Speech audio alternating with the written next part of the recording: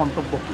বিষয়টা হলো যে ওনার যে বর্তমান প্রেক্ষাপট বা জোর করে ক্ষমতা দখল করার পর আজকে প্রবাসীর থেকে শুরু করে দেশবাসী বা বাঙালিরা যেখানে আছেন সবাই কিন্তু ওনাকে ধিক্কার জানাচ্ছে। কারণটা হলো যে ওনার প্রতি মানুষের যে আশা ছিল, যে প্রত্যাশা ছিল যে উনি নোবেল লরিয়েট বা উনি ভালো কিছু করবেন, কিন্তু উনি কিন্তু 5ই আগস্টে ক্ষমতা দখল করে উনি বাংলাদেশে কি করেছেন। বাংলাদেশের আইনের শাসন বলতে কিছু নাই, 300 ফ্যাক্টরি বন্ধ গিয়েছে, তারপর হলো মানুষ হত্যা, পুলিশ হত্যা, ধানমন্ডির 32 নম্বর জাতির পিতা বঙ্গবন্ধু শেখ মুজিবুর রহমানের বাড়ি গুড়িয়ে দেওয়া, এবং বাংলাদেশের কোনো একটি অর্গান যেটাকে উনি নষ্ট করেন নাই। এবং বিশেষ করে উনি যে করিডোর দেওয়ার নামে, আরাকান স্পেসেস দেওয়ার নামে যে বাংলাদেশকে অন্য বিদেশিদের কাছে তুলে দেওয়া এবং আমাদের বন্দর, চট্টগ্রাম বন্দরকে তুলে দেওয়া, বিমান বিক্রি করে দেওয়া, এই যে পায়তারা, এটা কিন্তু দেশবাসী ইজিলি নেয় নাই। এই জন্য কিন্তু সর্বস্তরের প্রবাসীরা এখানে ওনাকে প্রতিরোধ এবং প্রতিবাদ জানিয়েছে ওনাকে, এবং ওনার পক্ষেও কিছু লোকজন যে আসে না এটা আমি বলবো না, ছিল, বাট এটা খুব নগণ্য, এবং এরা এরা এরা এরা বিভিন্নভাবে দ্বিধাবিভক্ত। আজকে সকালে আপনারা দেখেছেন যে বিএনপির ভারপ্রাপ্ত চেয়ারম্যান তারেক রহমান এবং উনি ডরচেস্টার হোটেলে একটি মিটিং করেছেন, যৌথ মিটিং করেছেন।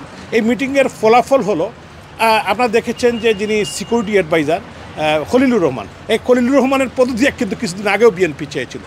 ডাস্টবিন শফিকের পদত্যাগ চেয়েছিল, মাহফুজ আলম, আসিফ নজরুল, আসিফ মাহমুদ, এদের পদত্যাগ দাবি করেছিল।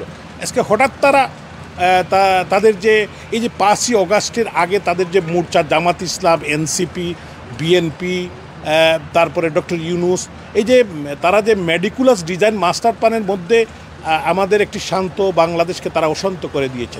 তো তারা সবসময়ই মুক্তিযুদ্ধের মানে সপক্ষের শক্তি বলে মানুষ মনে করে না।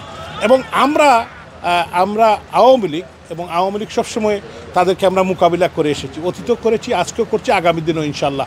এবং দেশবাসীকে ঐক্যবদ্ধ করে 30 লক্ষ মানুষ, 3 লক্ষ মাবুন, যাদের সব্রমের বিনিময়ে দেশ স্বাধীন হয়েছে, আজকে স্বাধীনতার মূল্যবোধকে তারা ধ্বংস করতে চাচ্ছে। আজকে তারা কনস্টিটিউশন চেঞ্জ করতে চাচ্ছে, আজকে মুক্তিযুদ্ধকে নিয়ে বিতর্ক সৃষ্টি করছে। তো মুক্তিযুদ্ধের ভিত্তিতেই তো একটি দেশ স্বাধীন হয়েছে, 30 লক্ষ মানুষ প্রাণ দিয়েছে।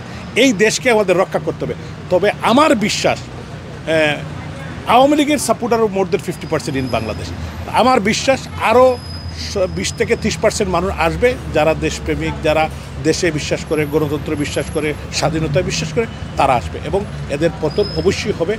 এটা বইয়ের কিছু কারণ নেই, এবং আমি বিশ্বাস করি যে আমাদের যে প্রাণের বাংলাদেশ, আমাদের পতাকা মানচিত্র আমরা সমুন্নত রাখতে পারবো। জয় বাংলা।